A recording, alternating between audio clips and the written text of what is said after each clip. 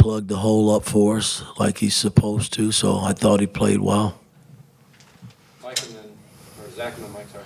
Mike, not my usual fare, I guess, but I'm just curious as somebody who spent a long time in the NBA, just what are you thinking when you're watching a guy like Ace Bailey make the shots that he made? It didn't seem like you made it easy on him. Defensively, changed coverages, changed defenders, and he just kind of kept finding a way.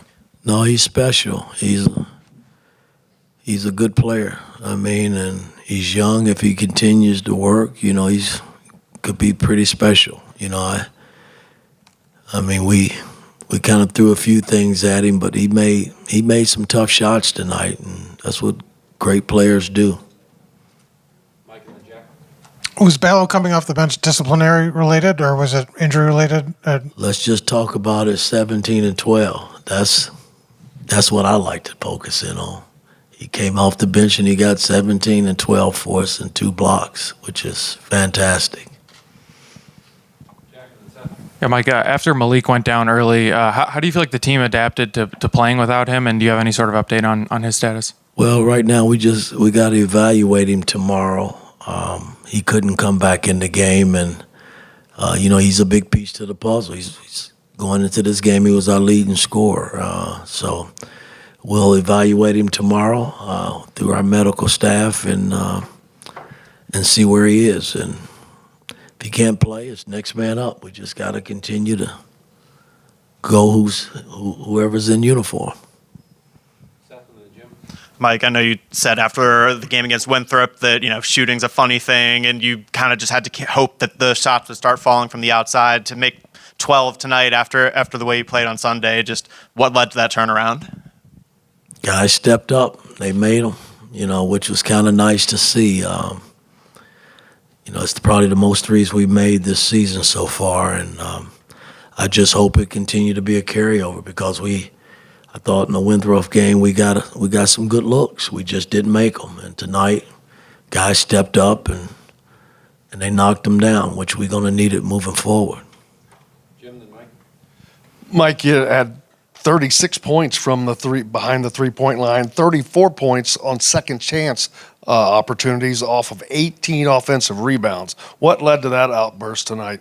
Well, I think the fact that they played a lot of zones, it's kind of hard to block out in zone situations, and we were able to, sneak guys in and get putbacks or kick it back out for threes. That's just how it goes when you play zone. You gamble because you do have to rebound out of the zone in order to get down the floor and play offense, and we were able to capitalize on it a little bit. Mike?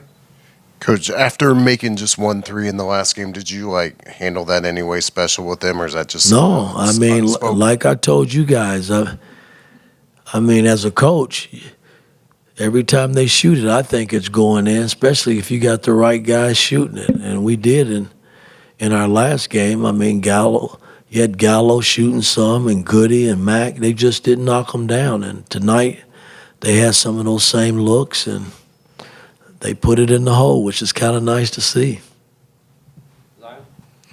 Mike, what went into the decision to have Anthony Leal guard Ace Bailey a decent amount, and was that something you expected to happen in your preparation for this game? No, Anthony's one of our, best defenders. And, when I got to go to someone off the bench to guard a key guy, because I thought in that one stretch right before the half, I think he only scored one point against Anthony. He had done all his damage early. And, but again, he's a hell of a player, man. He did a lot of good things for his ball club tonight. Mike, you built this team to have depth. You lose Malik early, but your other players came through. Is this maybe the best game of the season in terms of showing what this team can be? I think so, but we got a long way to go. I got to help our bench more somehow. I got to get them comfortable having fun and flying around and doing things on both ends of the floor that we're supposed to do, and we're not there yet.